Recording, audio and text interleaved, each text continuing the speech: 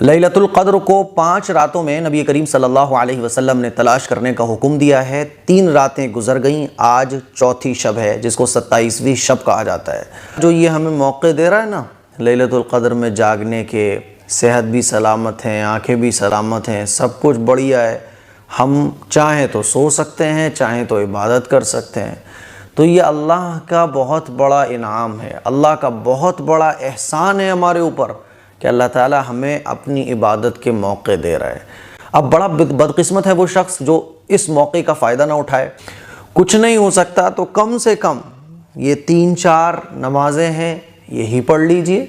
تو تسبیح کی نماز، اس نماز کو پڑھنے کی بہت فضیلت ہے، اور اس نماز کو پڑھنے میں تقریباً ٹائم لگتا ہے زیادہ، آدھا گھنٹہ لگ جائے، 20 منٹ لگ جائیں، آپ کے پڑھنے کے اوپر ڈیپینڈ کرتا ہے، لیکن اس نماز کی فضیلت بہت ہے۔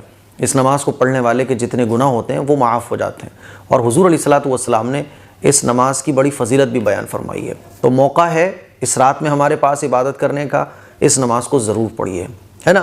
اس نماز کو پڑھنے کا طریقہ بڑا آسان ہے۔ ابھی رمضان کے مہینے میں ہی میں نے صلاۃ التسبیح کی نماز پڑھنے کا طریقہ پورا بڑے آسان انداز میں بتایا ہے۔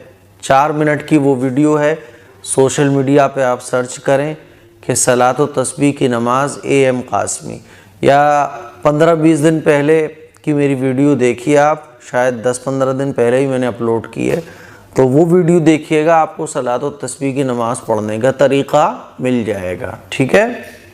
دوسری نماز ہے صلاۃ التوبہ، توبہ کی نماز۔ بھائی ہم سے کتنے گناہ ہماری زندگی میں ہو جاتے ہیں ہمیں نہیں معلوم، ہے نا، اور اب تو یہ سمجھ لیں آپ کے 99.9% جتنے بھی گناہ ہم کرتے ہیں وہ جان کر ہی کرتے ہیں، یعنی ہمیں پتہ ہوتا ہے یہ غلط ہے۔ انجانے میں گناہ تو شاید ہی کوئی ہوتا ہو، جان بوجھ کر ہمارے گناہ زیادہ ہوتے ہیں، ہمیں سب پتہ ہے کیا غلط ہے کیا صحیح ہے۔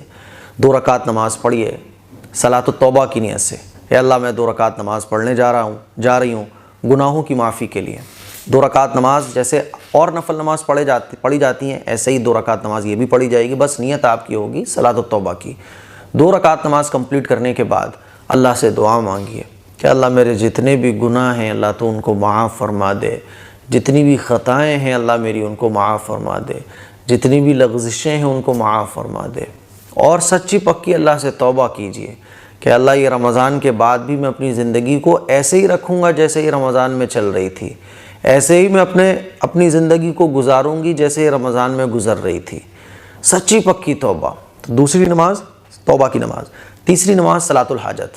ہماری بہت ساری ضرورتیں رہتی ہیں، کسی کا رشتہ نہیں ہو رہا، کسی کا کام نہیں چل رہا، ہے نا، کسی کو کچھ پرابلم، کسی کو کچھ پرابلم، ہر ایک کی اپنی اپنی پرابلم ہے، کوئی بیمار ہے تو اس کو شفا نہیں مل پا رہی ہے، تو صلاۃ الحاجت پڑھیے آپ، نیت کیجئے 2 رکعت نماز صلاۃ الحاجت۔